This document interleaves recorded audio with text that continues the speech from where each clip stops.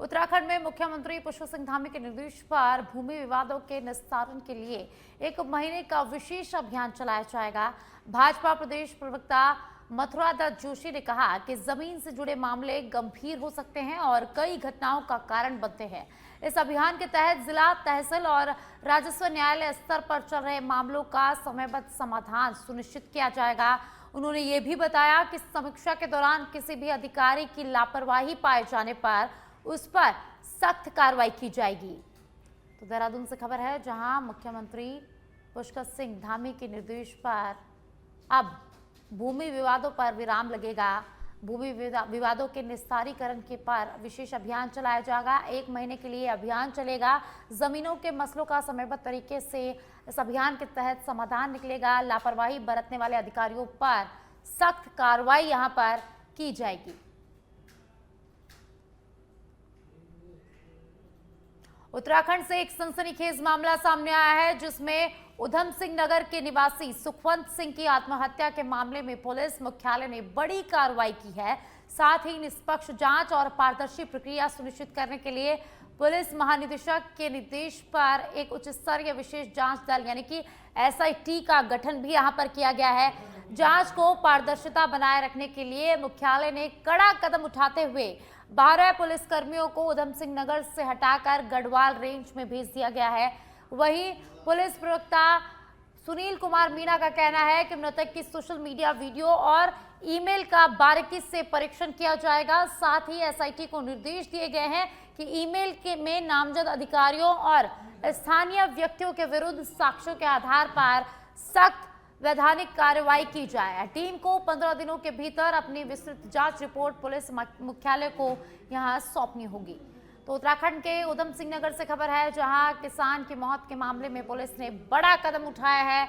यहां SIT का गठन किया गया है, जो बारीकी से हर एक पहलू का गहनता से जांच करेगी। 15 दिनों में पुलिस मुख्यालय में ये रिपोर्ट इनकी सौंपनी होगी। तो निष्पक्ष जांच के लिए विशेष जांच दल यानी कि SIT का गठन किया गया है। 12 पुलिसकर्मियों का गढ़वाल रेंज में तबादला यहां पर किया गया है। मृतक के वीडियो और ईमेल की बारीकी से जांच होगी। फॉरेंसिक जांच यहां पर की जाएगी। 15 दिनों में विस्तृत जांच रिपोर्ट SIT को सौंपनी होगी। उधम सिंह नगर से किसान की आत्महत्या का ये पूरा मामला है, जिस पर अब बड़ा कदम उठाया गया है। 12 पुलिसकर्मियों को गढ़वाल में लगाया गया है। गढ़वाल रेंज में उनका तबादला किया गया है। मृतक के वीडियो और ईमेल की फॉरेंसिक जांच अब होगी और इस पूरे मामले के लिए SIT का गठन किया गया है और 15 दिनों में विस्तृत जांच रिपोर्ट यहां पर पुलिस मुख्यालय को सौंपनी होगी। नैनीताल के काठगोदाम थाना क्षेत्र में 10 और 11 जनवरी की रात्रि को एक व्यक्ति की आत्महत्या का प्रकरण सामने आया था, जिसकी पहचान बाद में श्री खुवंत सिंह निवासी पैगा जनपद उधम सिंह नगर के रूप में हुई थी। इस मामले में एक वीडियो भी वायरल हुआ था। मामले की गंभीरता और संवेदनशीलता को देखते हुए पुलिस मुख्यालय ने एक निर्णय लिया, जिसमें एक SIT का गठन किया गया है। इस SIT की अध्यक्षता श्री नीलेश आनंद भरने IG STF के द्वारा की जाएगी। इनके सहयोग के लिए 4 अन्य सदस्यों को नामित किया गया है, जिनमें SP चंपावत श्री अजय गणपति, CO टनकपुर सुश्री वंदना, इंस्पेक्टर दीवान सिंह बिष्ट तथा SI मनीष जनपद चंपावत को शामिल किया गया है तथा STF की टीम भी इनके तकनीकी सहयोग। और अब देहरादून से खबर है, जहां जन जन की सरकार जन जन के द्वार कार्यक्रम के अंतर्गत उप जिलाधिकारी अर्पणा डोडियाल की अध्यक्षता में राजकीय इंटर कॉलेज स्थानों में बहुउद्देशीय शिविर का आयोजन किया गया। वहीं शिविर में क्षेत्रवासियों द्वारा कुल 65 समस्याएं प्रस्तुत की गई, जिनमें से अधिकांश शिकायतों का मौके पर ही निस्तारण कर दिया गया। इस अवसर पर डोईवाला विधायक ब्रजभूषण गैरोला और उप जिलाधिकारी ने विभिन्न विभागों द्वारा लगाए गए स्टॉलों का निरीक्षण भी यहां पर किया। साथ ही विभागीय अधिकारियों को निर्देशित किया गया कि शिविर में प्राप्त शिकायतों को गंभीरता से लेते हुए प्राथमिकता के आधार पर उनका शीघ्र निस्तारण सुनिश्चित किया जाए। वहीं डोईवाला विधायक ने भी सरकार के इस पहल का अच्छा रिस्पांस मिलने की यहां पर बात कही है।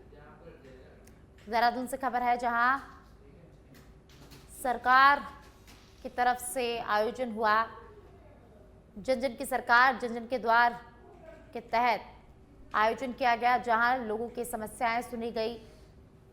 कार्यक्रम के अंतर्गत बहुउद्देश्य शिविर का आयोजन हुआ। क्षेत्र वासियों द्वारा 65 समस्याएं यहां पर सुनी गई। 65 समस्याएं उनकी रखी गई, जिनका अधिक से अधिक समस्याओं का मौके पर ही निस्तारण किया गया और इसी के साथ अधिकारियों को कुछ समस्याओं का शीघ्र निस्तारण करने के निर्देश भी इस दौरान दिए गए। तो जन जन की सरकार जन जन के द्वार के तहत शिविर का आयोजन हुआ। कार्यक्रम में लोगों की समस्याओं को बारीकी से सुना गया और इसी में क्षेत्रवासियों ने 65 समस्याएं यहां पर रखी। विधायक ने विभिन्न विभागों के स्टॉलों का यहां पर निरीक्षण भी किया। वहीं शिकायतों का शीघ्र निस्तारण निकालने का निर्देश भी यहां पर दिया गया है। चल रहा है और विधानसभा के अंदर भी आज थानों न्याय पंचायत में इसका आखिरी वो था निस्तारण का वो था कैंप था, ये शिविर लगा था। तो वहाँ पर भी आज यहाँ पर काफ़ी संख्या में लोगों ने यहाँ पे बड़ी संख्या में लोग आए थे, घरेलू लोग आए थे और इसका एक अच्छा मैसेज भी है। सरकार जनता के बीच में जा रही है। हमारे समय समय पर हमारे माननीय मुख्यमंत्री जी हो, मंत्री जी हो, माननीय मंत्री जी हो, विधायक हो, हमारे संबंधित विभाग के सभी अधिकारी, हमारे जिलाधिकारी हो, एसडीएम हो, एडीएम हो, सीडीओ हो, ये सभी अधिकारी और संबंधित विभाग के अधिकारी ऐसे कैंपों में, ऐसे शिविरों में लगातार। देहरादून से खबर है, जहां हाल ही में समान नागरिक संहिता के अंतर्गत आए नए आंकड़ों के अनुसार विवाह पंजीकरण में 24 गुना बढ़ोतरी के बाद एक बार फिर यूसीसी कानून सुर्खियों में आ गया है। इस पर विपक्ष का कहना है कि यूसीसी को प्रदेश में गंभीरता से नहीं लिया जा रहा और बार बार यूसीसी का नाम उजागर कर सत्ता पक्ष केवल आने वाले चुनावों के लिए टारगेट सेट कर रहा है। वहीं विपक्ष पर कटाक्ष करते हुए भाजपा विधायक विनोद चमोली ने कहा कि यूसीसी को लाने वाला उत्तराखंड सबसे पहला राज्य है जिसका पूरे राष्ट्र में प्रभाव भी है। उन्होंने कहा कि आने वाले चुनावों में यूसीसी बड़े मुद्दे के रूप में शामिल होगा, जिसको लेकर विपक्ष लगातार चिंतित नजर आ रहा है। देहरादून से खबर है, जहां यूसीसी कानून पर एक बार फिर सियासत तेज हो गई है। यूसीसी को प्रदेश में गंभीरता से लिया गया है। प्रदेश में लागू यूसीसी का पूरे राष्ट्र पर प्रभाव देखा गया है। यूसीसी कानून पर एक बार फिर देहरादून में सियासत छिड़ गई है। कांग्रेस का आरोप है कि यूसीसी को प्रदेश में गंभीरता से नहीं लिया जा रहा। वहीं भाजपा का कहना है कि प्रदेश में यूसीसी लागू हुआ है और उसका प्रभाव पूरे देश में दिख रहा है, पूरे राष्ट्र में दिख रहा है।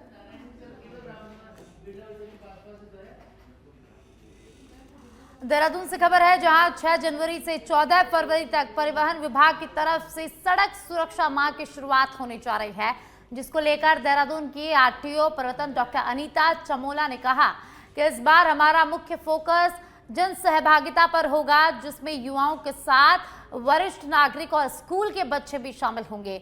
साथ ही उन्होंने कहा कि ट्रांसपोर्ट की सभी यूनियनों के साथ मिलकर सड़क सुरक्षा माह के लिए कार्यक्रम तैयार किए जा रहे हैं, जिसमें हम रैली संघ जागरूकता के लिए मैराथन भी आयोजित करेंगे। तो 16 जनवरी से 14 फरवरी तक देहरादून में सड़क सुरक्षा माह होने वाला है और इसमें नागरिक और स्कूली बच्चे भी शामिल होंगे। रैली और मैराथन का भी इस दौरान आयोजन देहरादून में किया जाएगा।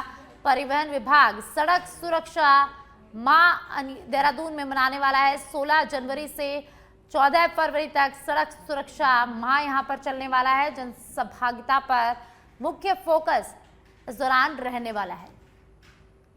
सुरक्षा सप्ताह माह जो है इस बार 2026 राष्ट्रीय सड़क सुरक्षा माह 16 जनवरी से और 14 फरवरी के बीच उत्तराखंड राज्य में मनाया जा रहा है। ये पूरे उत्तराखंड में मनाया जा रहा है और यहाँ पे हमारे देहरादून संभाग में भी हम इसको मनाने की तैयारी कर रहे हैं। प्रोग्राम्स हमने बना लिए हैं और इस बार जो हमारा मेन फोकस रहेगा वो इसमें पब्लिक पार्टिसिपेशन पे रहेगा कि पब्लिक को कैसे हम सेंसिटाइज करें, मोर देन इसके कि पहले से हम कार्रवाइयाँ करते रहे हैं और हम एनफोर्समेंट को ज़्यादा बढ़ाते हैं। लेकिन शुरुआत में हमारा फोकस रहेगा कि हम हर तरह, यूथ भी इसमें होगा, इसमें सीनियर सिटीजन्स भी होंगे, स्कूल के बच्चे भी होंगे और साथ में वीमेंस भी होंगी। और इसके अलावा जो हमारा जो ट्रांसपोर्ट के जो एरियाज़ है, चाहे वो विक्रम यूनियंस है, चाहे वो मैजिक यूनियन है, बस यूनियंस है, रोडवेज़ की यूनियंस है, तो इन सबको लेकर हम लोग प्रोग्राम डिज़ाइन कर रहे हैं और इसमें रैलीज की जाएंगी, सेंसिटाइजेशन के प्रोग्राम किए जाएंगे। सितारगंज से खबर है, जहां सितारगंज के रामलीला मैदान में उत्तरांचल सांस्कृतिक विकास समिति के तत्वाधान में आयोजित 3 दिवसीय उत्तरायणी मेले का शानदार रंगारंग प्रस्तुतियों के साथ समापन हुआ। तीसरे दिन समिति के अध्यक्ष गोपाल सिंह बिष्ट ने विधि विधान के साथ वैदिक मंत्रोच्चार के साथ दीप प्रज्वलित कर कार्यक्रम का आगाज किया। उत्तरायणी कौतिक के आखिरी दिन नन्हे मुन्ने बच्चों ने शानदार प्रस्तुतियां देकर कार्यक्रम को और भी यादगार बना दिया है। समापन पर स्थानीय कलाकारों ने विभिन्न लोकगीत और अपने शानदार अभिनय से धमाल मचा दिया। इसके बाद स्थानीय विद्यालयों के छात्र छात्राओं ने देशभक्ति और गढ़वाली गीत की शानदार प्रस्तुति यहां पर दी। उसके बाद दिन भर कार्यक्रमों का सिलसिला यहां जारी रहा।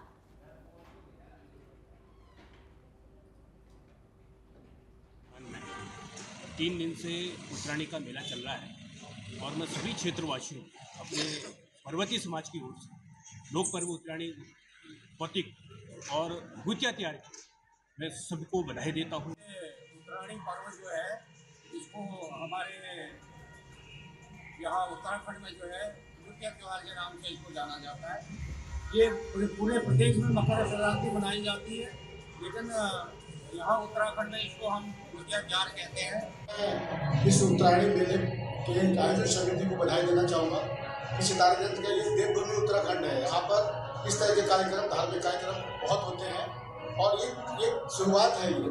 और इसी कड़ी में बताना चाहूँगा कि जो उत्तरायणी मेला जो हमारा आज संपन्न हुआ है, इसी कड़ी में आपको मालूम होना चाहिए कि 22 जनवरी को हमारे अयोध्या जी में रामलला का प्राण प्रतिष्ठा हुई थी। एनडीपीएस, पॉक्सो, एनआई एक्ट और भ्रष्टाचार जैसे मामलों के तेजी से निपटारे के लिए उत्तराखंड में 16 विशेष न्यायालय स्थापित किए जाएंगे। सत्येंद्र कुमार अंतिल बनाम सीबीआई केस में पारित उच्च न्यायालय के निर्देशों के बाद चीफ जस्टिस की अध्यक्षता में गठित समिति की संस्तुतियों के पर कैबिनेट ने बृहस्पतिवार को मंजूरी दी। इन न्यायालयों के लिए 144 नए पद सृजित किए गए हैं और पहले चरण में हरिद्वार, नैनीताल, उधम सिंह नगर और देहरादून में 7 एडीजे और 9 एसीजेएम स्तर के न्यायालय बनाए जाएंगे ताकि जमानत, नोटिस और अन्य मुकदमों का तेजी से निपटारा सुनिश्चित किया जा सके।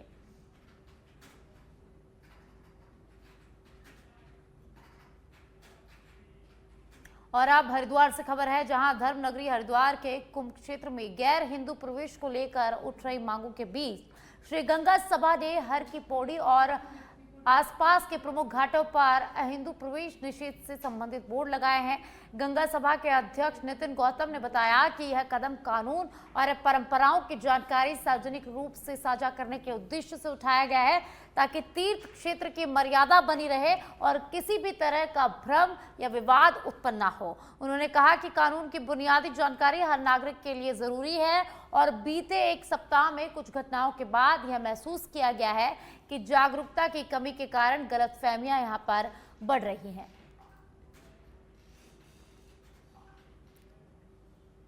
है कि कानून की जानकारी सभी लोगों को रहनी चाहिए। इसी उद्देश्य से वहां पर बोर्ड लगाए गए ताकि जो कानून है उसकी जानकारी सार्वजनिक हो सके।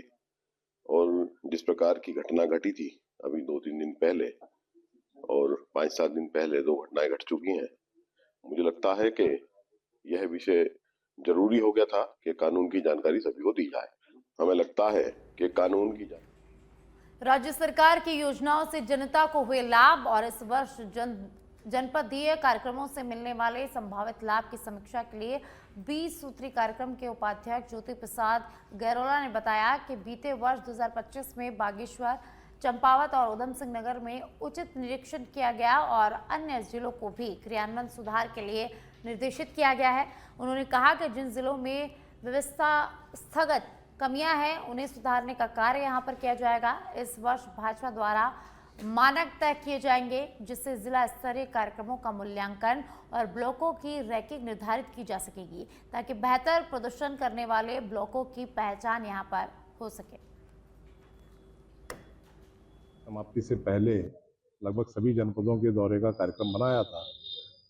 अभी तक की जो रिपोर्टें देखने में आ रही हैं उसमें बागेश्वर, चंपावत और उधम सिंह नगर जिला, इन सभी 40 से 42 इंडिकेटर्स जो विकास के इंडिकेटर्स हैं उनमें बेहतर स्थान बनाए हुए हैं, बेहतर कर रहे हैं।